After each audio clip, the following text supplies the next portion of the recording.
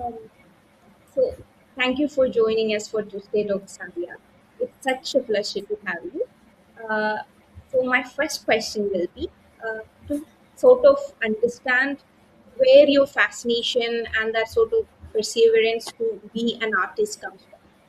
Where did the journey start?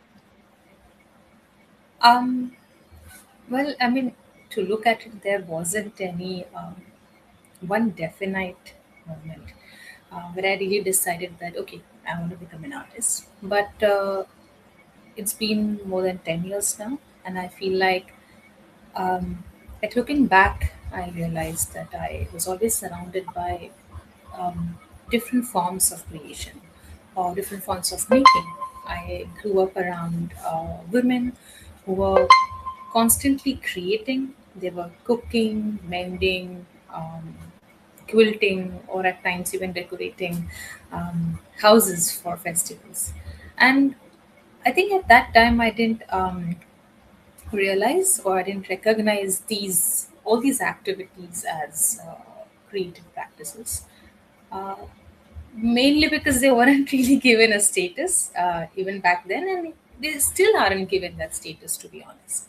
So having said that, I initially entered art through drawing and through painting, but um, over time, I got really interested in the stories that materials carry, and I was rather less interested in producing objects, and I started getting more interested into understanding the relations or the relationships between people, between them and labor, memory, and also how care is carried forth. And I think what being in art did is that it kind of gave me or it became a way for me to be able to ask questions that didn't always have straightforward answers. So it sort of gave me a language per se uh, to think about through all the complexity, the contradictions, or even the everyday experiences that have often gone unnoticed, I would say. Yeah, so there isn't any one space, I would say, yeah,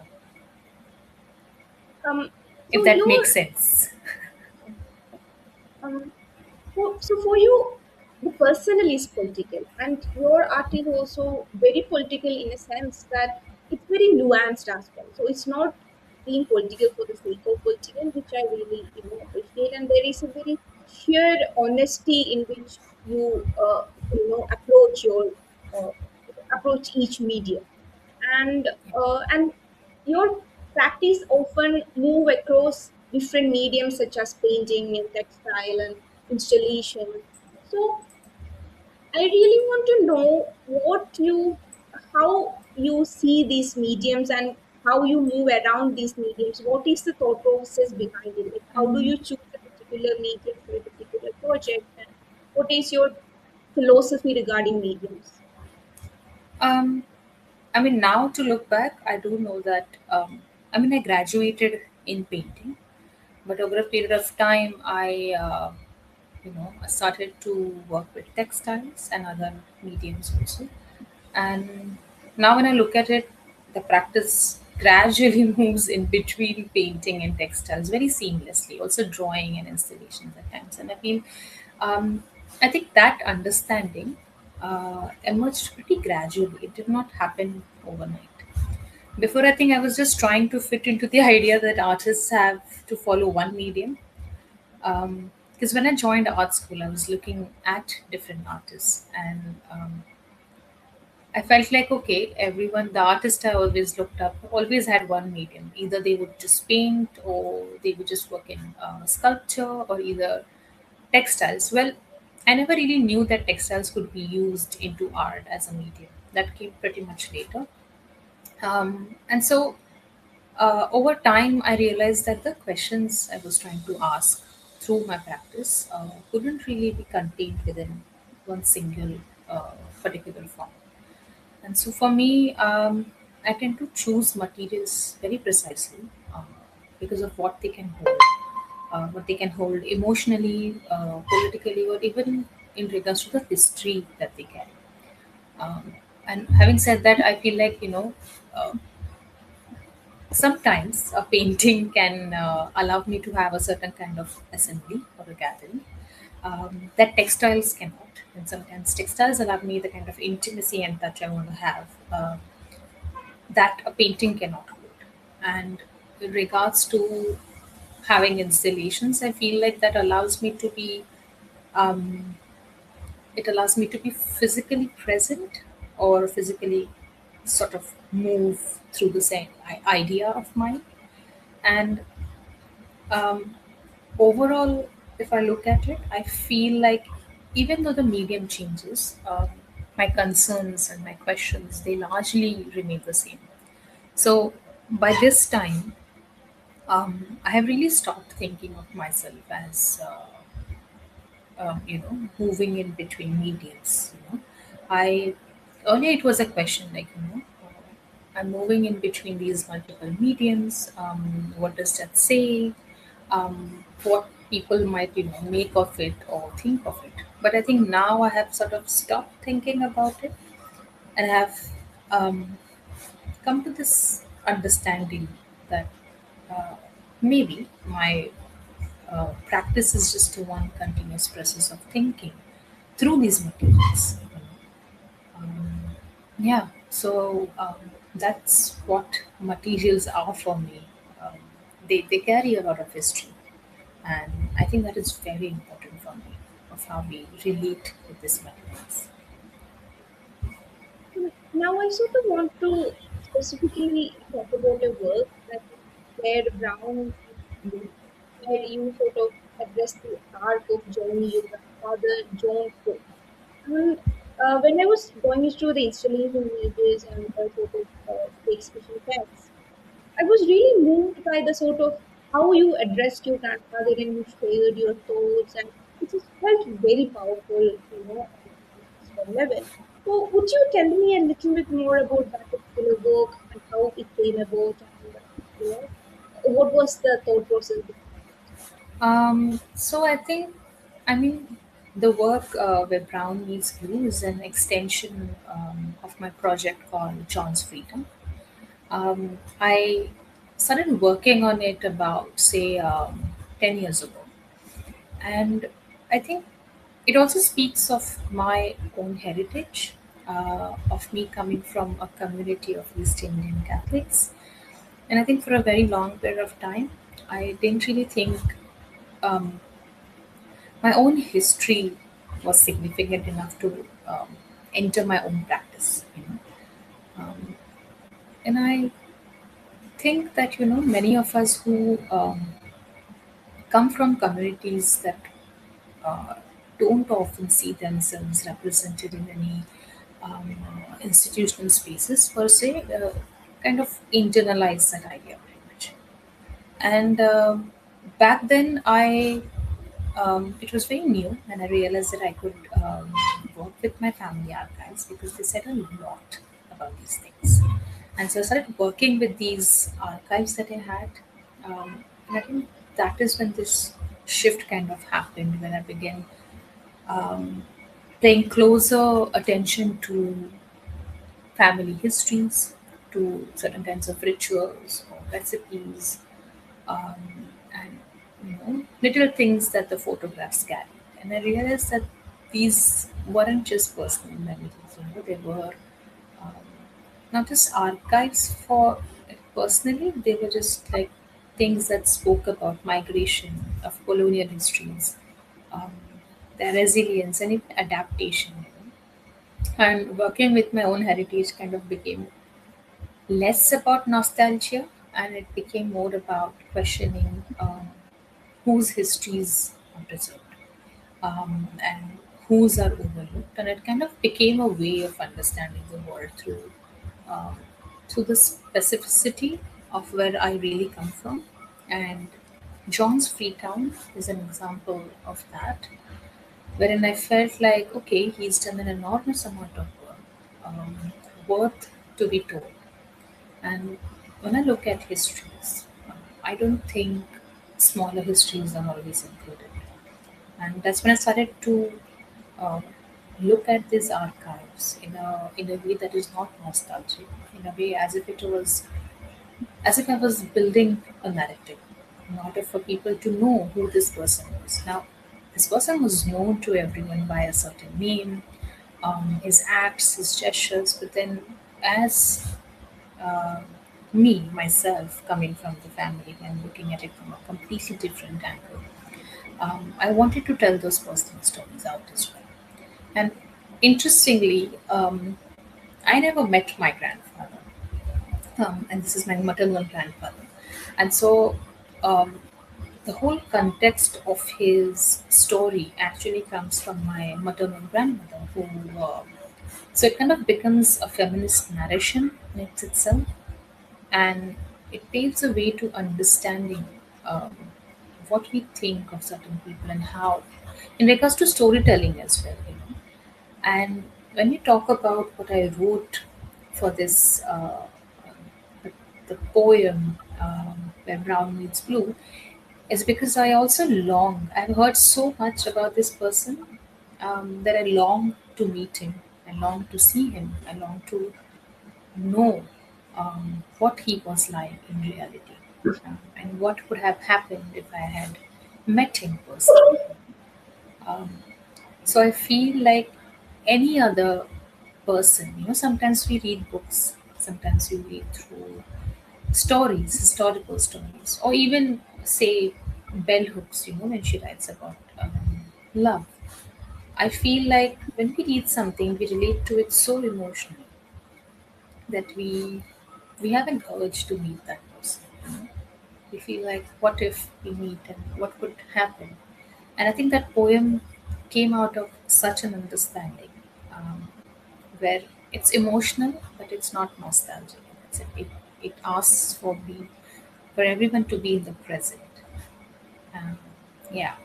So that's how my understanding has turned in regards to my heritage, in regards to the histories that archive carry, um, and the question of what becomes of an archive.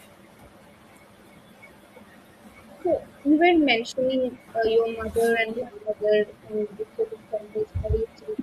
It reminded me of your solo exhibition with Artist You, Me, and Them, a body that I used to.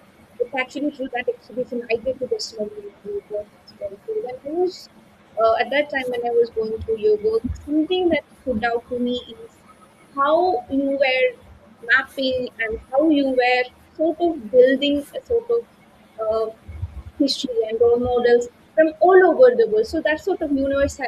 So how you balance that sort of hyper locality of your personality, like specificity of our one's identity, as well as to sort of you know take like see yourself, see your probably ideological and philosophical ancestors in these women from all over the world who has you know practically changed our life for the better through the life they have, through the life and rebellion they have lived. So I really want to know how that series came about and how you approach this sort of, claiming universality at the same time, not letting go of your regionality as well. Um, can you like hear me properly? Yes. Yeah. Um, so you know, I was thinking of, like I said, I grew up among women doing constant work, always making something and being creative. I felt like, and I also spoke about how when we read something, we do feel emotional towards it. And when I was reading these women, that's how I got to know these women. Um, I was thinking about um, why they wrote what they wrote, you know, what are they trying to convey, and it kind of made me emotional, first of all. And of course, we tend to think that we have changed a lot in regards to women's rights, but I think the question is, are we? I mean, have we really done enough for them? And and I still think that we are still a long way ahead into um, doing or giving them justice of all the work that they do. And I felt like I need to speak about these women in a way where I felt like they were being robbed of something. They were being portrayed from the books. I could see one face, but everywhere I read about them, it was just of how much they were doing for the society, how much they were working hard to bring these rights, right? Um, and so I felt like what they lacked was rest, something that we we don't get to see. We see women getting rest. I would say hardly.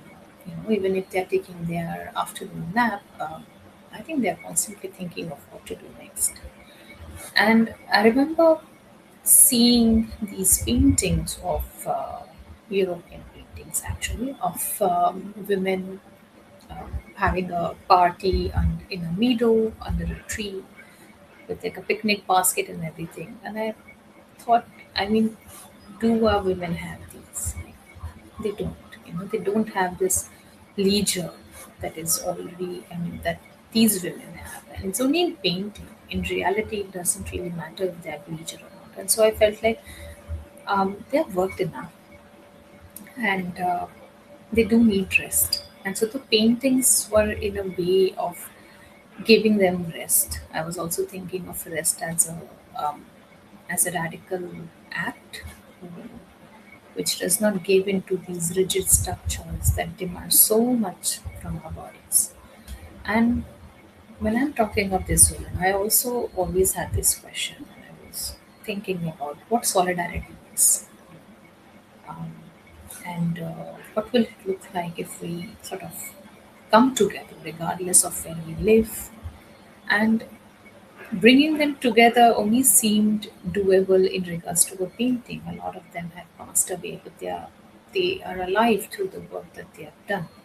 And so, through the painting, I got them all together, and it kind of allowed me to imagine what would solid atoms look like that transcend time and space. And like I said, I know them through their work and I get pretty emotional. So I'm also interested through the works. I'm also interested into creating these encounters that may never have happened historically, um, but I think emotionally and politically they do seem possible, right? Um, and I think irrespective of what they did for the society, I think they have also spoken of joy, of care, and of survival. Everyone has spoken of that, and I feel like that's a shared thing they might want to talk. And um, this series was in the making for a very long period of time. I think I first wrote about it and um, thought about this idea about 7 to 8 years back. And sometimes it feels like okay, now is not the time. Uh, but last year, um, surprisingly, and I would say ironically, my body was exhausted with all the work, and it kind of, I think my body was trying to tell me to rest, to go slow, but I think I just ignored that kind of call, and I felt like okay, maybe this is what it looks like the exhaustion that the system demands. And I felt like okay, maybe now's the time to perhaps return back to these paintings, these ideas that I've had. And so I think after waiting like a long wait period of perhaps 7, 8 years, I got back uh, to painting as well and to these ideas that I've been resting in just my books for a while. So I think along with the show, I was also trying to kind of convince myself to rest, and it kind of worked. Hmm. So, in your practice, stitching, sewing, layering, and assembling, and a lot of repetitive making, all of this seem to function as a way of thinking. And how did this sort of artistic practice came into be an integral thing to your making the process?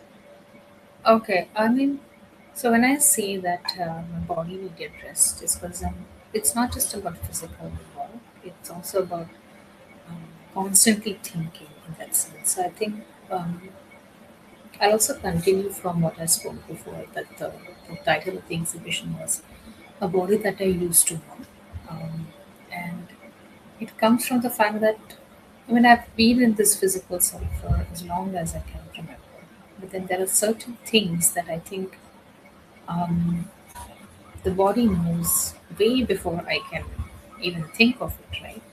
Um, and like I said, I started with painting, but then I gradually moved towards, and very consciously, in fact, moved towards textiles. I think there were reasons for that. Textile processes are very slow. They are very repetitive.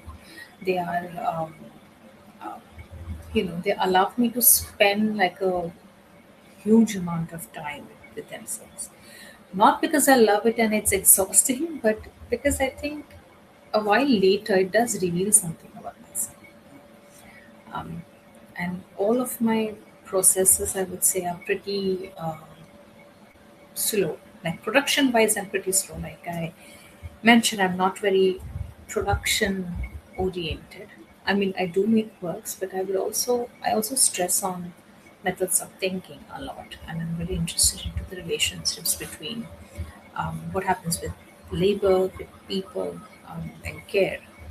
And so I carry these intimacies with me, and I I do know that we often celebrate speed or efficiency, and I mean that's amazing.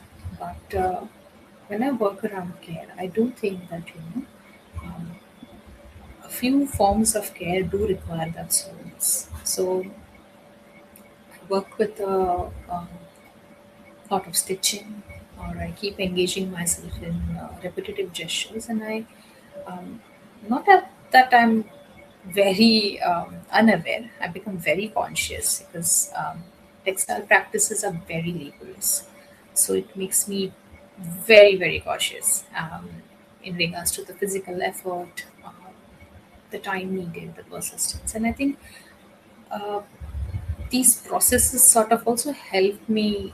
Um think about what are the invisible forms of work that sustain our lives. I often talk about, like, through these, I also happen to talk about emotional labor, what happens with those as well. And I think through emotional labor, a lot of things are revealed. Um, and in that sense, our body carries that for a long period of time. And so I feel like the body, again, returning back to the thing I said before, it kind of recognizes the patterns I do way before I can even articulate them. And it's much later that I understand why I did what I did. So even with the exhibition, I felt like, okay, now is the time. But I still did not stop. It's only after I got done with the exhibition I realized I should have perhaps listened. I realized why I was so eager to do that exhibition. And I think sometimes I also find myself returning back to similar kind of gesture or even a material again and again. And I don't understand why. Not like I don't know, it's somewhere there in the back of the mind, but it's only um, later that I realize that these patterns, these repetitions are perhaps connected with my own grief, my areas of comfort, or whatever knowledge I have had from my grandmother, from my mother, what we call as inherited memory or knowledge.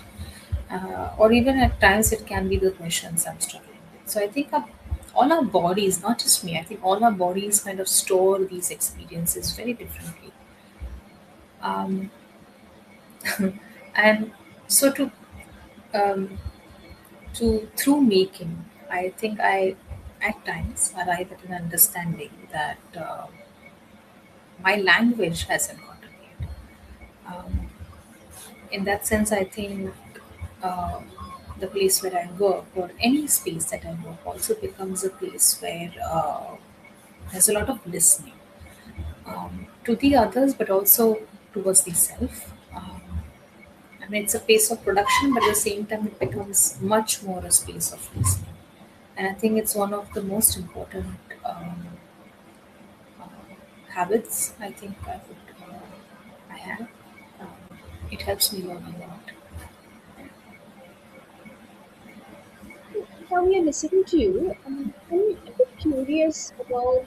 So we have discussed the sort of emotional labor that is involved, in this sort of this invisible Can labor. Atmaja, could you repeat it again? I think the voice was a bit again muffled. Yeah, are you able to hear Abhi? Yes, yes, yes.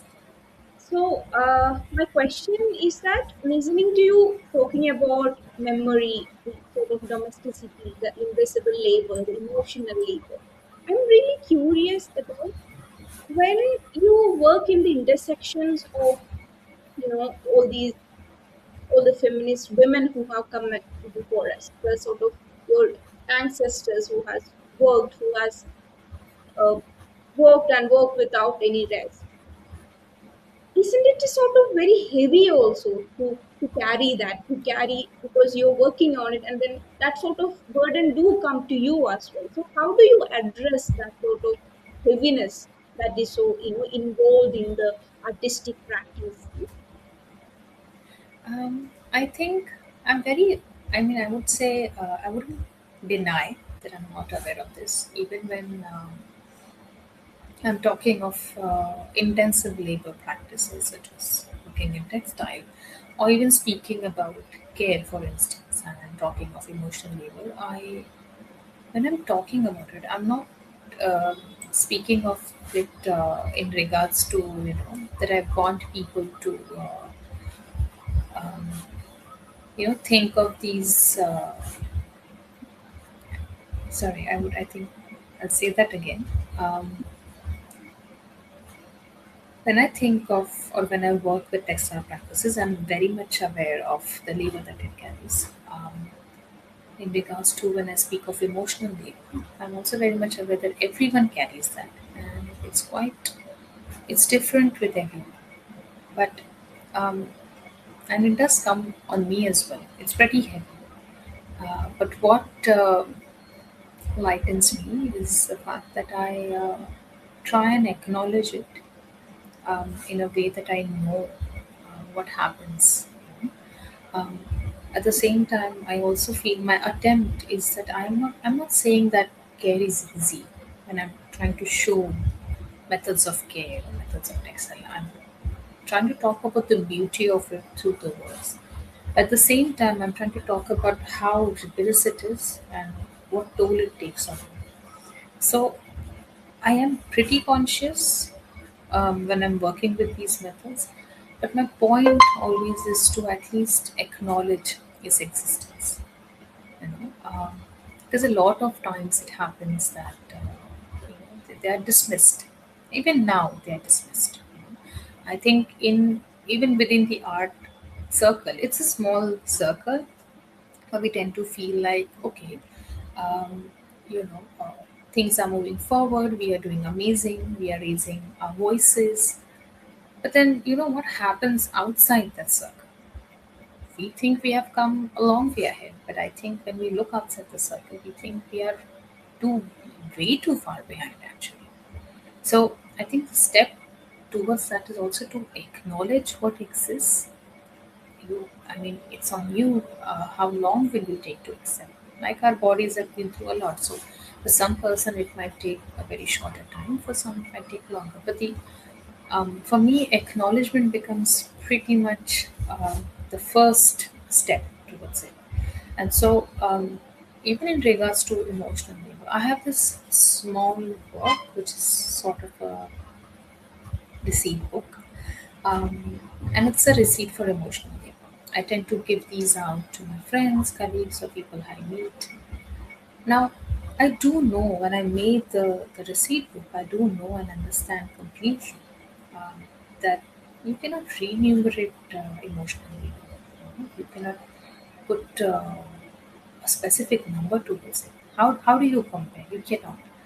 Um, and so the receives kind of become a way of acknowledging that I see you, and I might not feel you, but I do see you and I acknowledge your existence. So I feel, and sometimes I would agree it gets pretty heavy and pretty, um, I wouldn't say a burden, uh, but emotionally I would say that it's very taxing.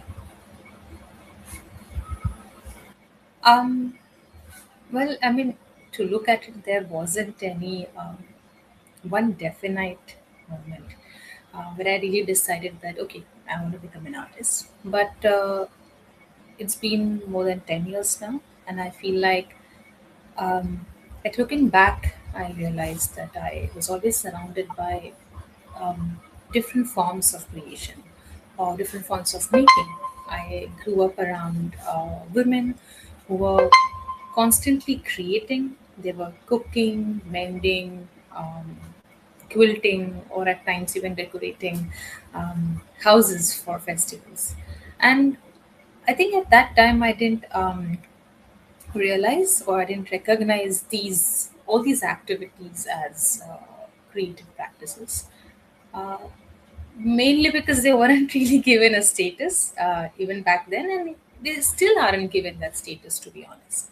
So having said that, I initially entered art through drawing and through painting, but um, over time, I got really interested in the stories that materials carry, and I was rather less interested in producing objects, and I started getting more interested into understanding the relations or the relationships between people, between them and labor, memory, and also how care is carried forth. And I think what being in art did is that it kind of gave me, or it became a way for me to be able to ask questions that didn't always have straightforward answers. So it sort of gave me a language, per se, uh, to think about through all the complexity, the contradictions, or even the everyday experiences that have often gone unnoticed, I would say. Yeah. So there isn't any one space, I would say, yeah, Um, if so that makes your sense. um, Um, well, I mean, I love when they're recurring. It's not like I don't know. I'm pretty conscious because I think these are forms of labor that still continue to sustain families, communities, also institutions. And they're still they remain largely undervalued. I feel, and I think I've grown to understand that. Um, Emotional and domestic work are they're usually framed as extensions of femininity, rather than speaking of their labor or requiring skill or their time or energy. That kind of invisibility, I feel, has consequences, and if we see those consequences and we still choose to overlook, and I think in those premises of, like I said before, as well, an art circle or creative field, we tend to feel that we have kind of overcome these, but you know, we haven't really. And um, through the work, I'm kind of interested into making these forms of work visible, uh, not to not to critique their exploitation, but um, acknowledge their knowledge. Like I said before, and the resilience towards it. Uh, so that's what I feel about these things, and I feel like in regards to vulnerability, I feel we have always seen vulnerability as a very weak um, thing, but when I look at vulnerability, I feel that it should be worn as an armor. I mean, um, Not really an armor in that sense. Uh, I think vulnerability is often misunderstood as weakness, and for me, I look at it as a form of strength, as a form of openness, and I I well remember myself. I used to be very scared before of coming forth with my own vulnerability, but I think after a while, I sort of accepted it, and it has become my strength. And I think it's a kind of invisibility that needs to be visible. I do know that not every kind of vulnerability needs to be revealed in order to be acknowledged, but I do feel it can be a way of acceptance or acknowledgement. Yeah, within the work, and I think um, it can invite intimacy as well at the time when it comes to. Sorry, I think I mixed the questions. It was vulnerability and Vulnerability, visibility, and intimacy. okay.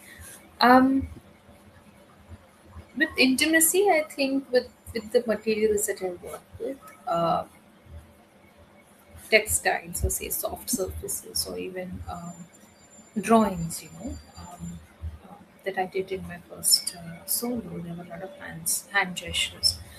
I think they kind of invite that intimacy. Um, and I'm very cautious of the ethics of visibility also. But I do try and attempt to create these spaces where viewer can encounter this kind of complexity because these things are complex. And I think uh, my attempt is to always see if the viewer can encounter these kind of complexity without demanding like a um, complete exposure from either of these things that we are talking of, or without even the people being represented into it. Yeah. So, something I want to know is several of your works refuse the heroic or monumental conventions of history. So, according to you, what would a feminist monument look like? You know, which goes against sort of conventional ideas of monumentality. That is, Interestingly, I started to think about this feminist monument since the past couple of years. From the time that I have started to look into the forms and ethics of caregiving as well, and what can care look like. Um, I think for me that monument. I mean, I don't imagine a feminist monument as something which is um, which is fixed or which is grand or which is also monolithic. I feel that it's always evolving, and if you ask me how it looks, that's what you asked, right? How it might look like. Um, it can, for me, I think it can be like a large quilt that has been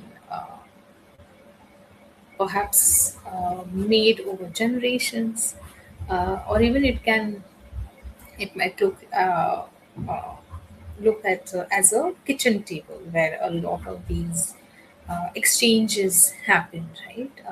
Because it always happens when we sit together to eat and share the space. There's a lot of conversations that happen, and I feel that those conversations are monumental. So perhaps a kitchen table where these conversations happen, or even the idea of a safe space, where there's a gathering, a space that is built with mutual care and support. Because I do feel that we lack those, and I think it's monumental to have such a safe space. And Because for me, um, how do I put this? For me, I think a feminist monument should honor the interdependence that women have. You know, there was, I don't think, um, in feminism there's like an individual heroism. I think it kind of recognizes the maintenance, you know, because like I said, care is also difficult. It needs to be maintained. There's constant tenderness and like everyday acts, gestures, small acts, you know, everything is like worthy of pretty remembrance. And I feel, you know, when you said like what a monument could look like, I always think of,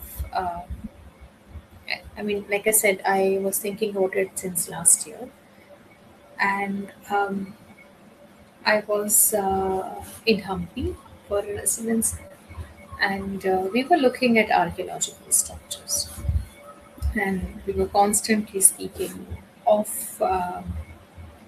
you know, monuments in terms of history. And this question occurred to me, like, you know, if there's a doom, and if we, it's pretty utopian, but if there's a doom, and if there is, like these structures are all broken, you know, what would care look like? Like everyone knows who the monuments belong to, the history behind it, and all of these things. But then, what if care was supposed to be a monument, and what forms would it take? Like, and I think I started to think about little acts of care, right from braiding someone's hair, or making a roti, like a flatbread, or praying for someone. You know, women have always done these little acts for the good, or for. Um, well, I mean, to look at it, there wasn't any one definite moment where I really decided that okay, I want to become an artist. But it's been more than 10 years now, and I feel like looking back, I realized that I was always surrounded by different forms of creation or different forms of making. I grew up around women who were constantly creating. They were cooking, mending, quilting, or at times even decorating houses for festivals. And I think at that time I didn't realize, or I didn't recognize these all these activities as creative practices. Uh, Mainly because they weren't really given a status even back then, and they still aren't given that status, to be honest. So I, having said that, I initially entered art through drawing and through painting, but um, over time I got really interested in the stories that materials carry, and I was rather less interested in producing objects, and I started getting more interested into understanding the relations or the relationships between people, between them and labor, memory, and also how care is carried forth. And I think what being in art did is that it kind of gave me, or it became a way for me to be able to ask questions that didn't always have straightforward answers. So it sort of gave me a language, per se, uh, to think about through all the complexity, the contradictions, or even the everyday experiences that have often gone unnoticed, I would say. Yeah. So there isn't any one space, I would say, yeah, Um, if so that makes your sense.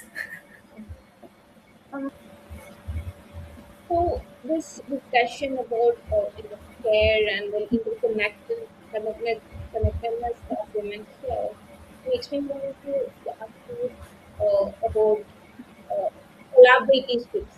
So, how we Hmm.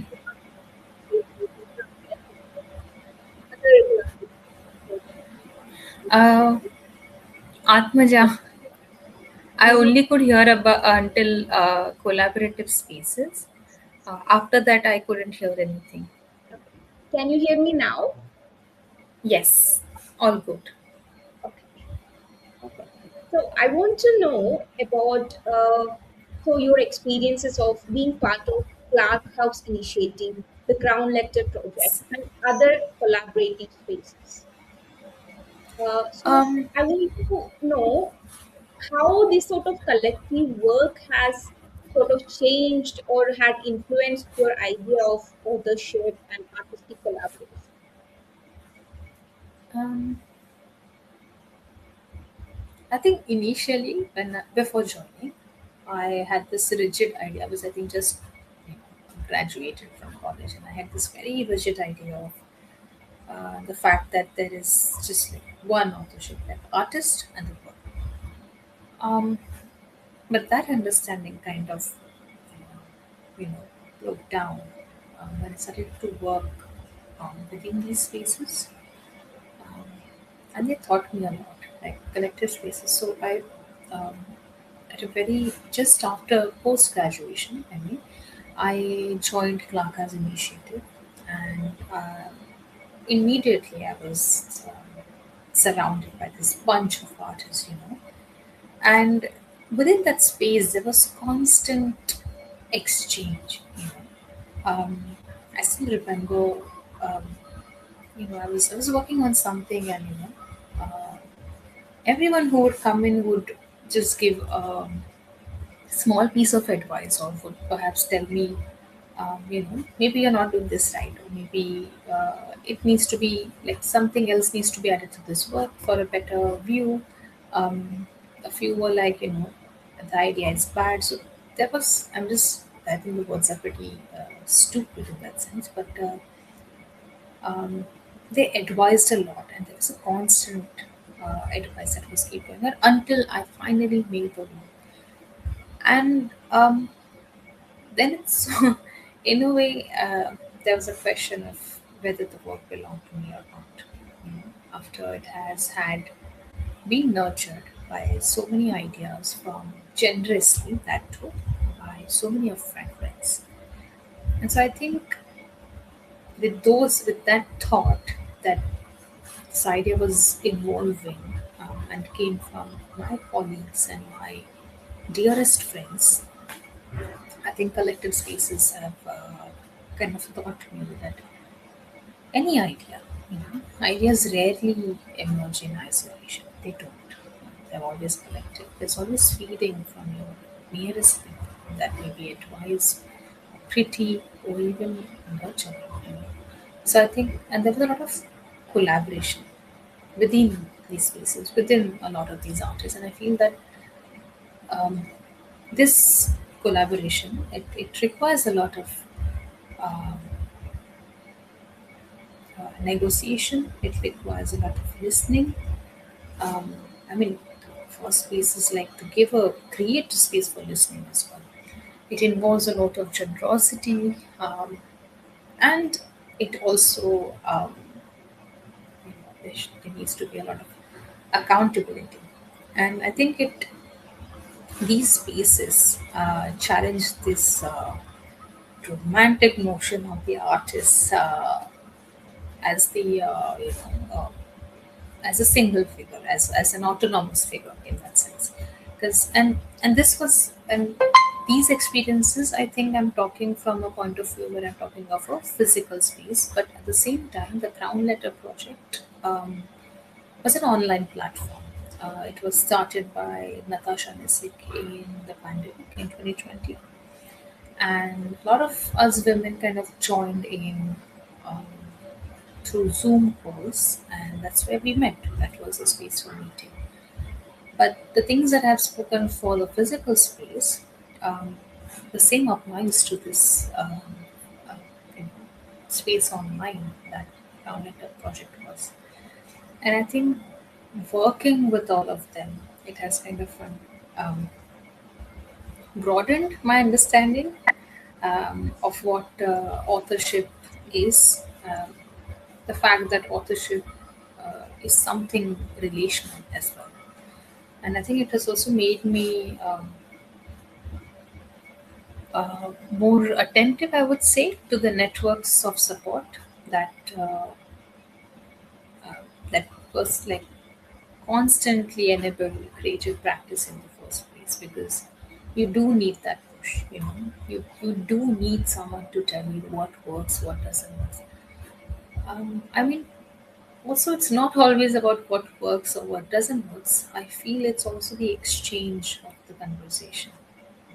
I think it helps a lot to be able to speak to someone, to be able to be listened to, and to be given a space to voice out your opinion. I would say it taught me a great deal, um, and whatever I am today, I would say it is also because of what those spaces taught me, how they nurtured me. Um, it's like uh, it's like an extended family to me, and of course, collective spaces also do have their own shares of fights, but they are more of I would say um, keys towards understanding something. They're more of a conversational space. So yeah, I feel like an authorship. They've always taught me that it's never a single person. Everyone is involved, to make anything. You know, yeah, that's what they did. So, Samir, I want to know what you are working on right now. Recently, what's happening, and can we expect in the near future works when can we see them? These things. Uh, well, I mean, I'm working with a lot of things. Like I said before, even with um, the previous show of a body that I used to know them. There are multiple works that have been pending, and they've been just sitting in the books. Um, and I think I want to still work on them. So some of them have been in progress, but at the same time, um, there's this. There is developing questions. After every work, after the work is finished, there are newer questions that kind of emerge from it. Um, so I think in regards to these questions, I think that's how. Um, Sorry, I think I didn't answer this properly. You spoke about the current work, right? Like what I'm making. Yeah. Yeah. Um, yeah. So there have been a lot of ideas written down, or even sketched in the books that have yet to be um, executed. But there are a few paintings from the previous series as well, a body that I used to know, because there were a lot and I couldn't finish them um, on time. So I'll be continuing that series for a while. I'm also working on a few textiles, and uh, by textiles I mean there are a few soft sculptures, and there are a few quills that I'm still working on. There is a short story that I started last year, but it keeps going. I mean, I did feel it was completed, but I think it needs more work. It keeps going back and forth. So there's the story, um, and there are these added on questions that keep hovering my mind regarding my practice, how to take it further. Um, when I shared about how this archaeology of care look like, I'm trying to give them like a physical form, if at all. um, we were to unearth fossils of care, what would they look like? So that's another work. So I think there are a lot of um, pending works, I would say, that I'm working with. But again, I'm also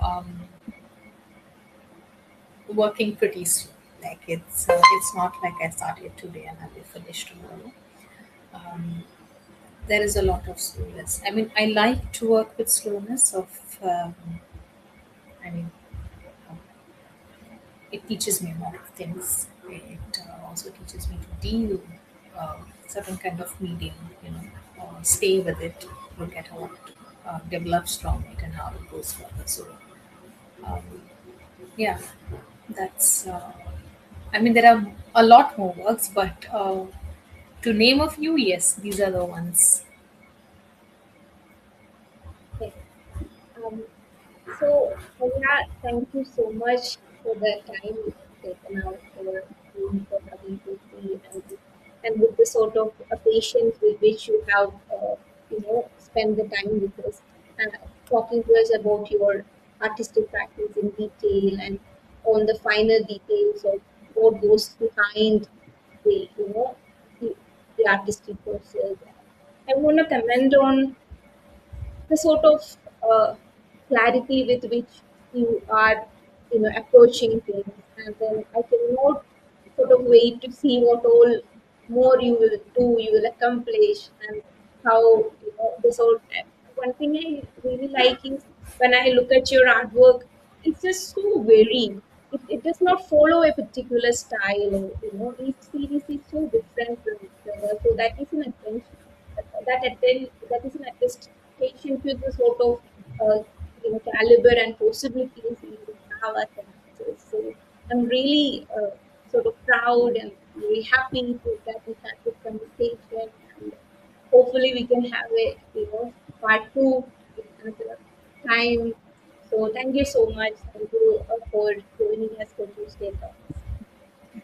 Thank you for having me. And I mean, in regards to when you say that there are a lot of kinds of work, it's also, I think, I think I mentioned this before that I was of this idea that an artist has just one medium. And at the same time, I also had this question that an artist needs to just have one style. And my question has always been, why?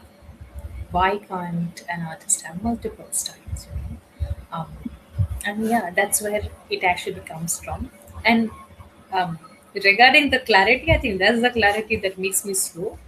uh, uh, I mean, getting towards it is what I think is a very slow process, and um, sometimes it takes a toll as well too. I think it's a conscious choice, but also it pretty much vary of that. But yeah, thank you for having me. It's lovely to be able to speak to you regarding my practice and regarding what I will do before. I mean, even I hadn't really thought that I'm doing so many multiple projects at one go. It's only now that you ask me what projects I'm working on that I realize that my hands are full already. So yes, thank you very much. It was lovely speaking to you, and I do hope that we could continue our conversation someday later. Yeah.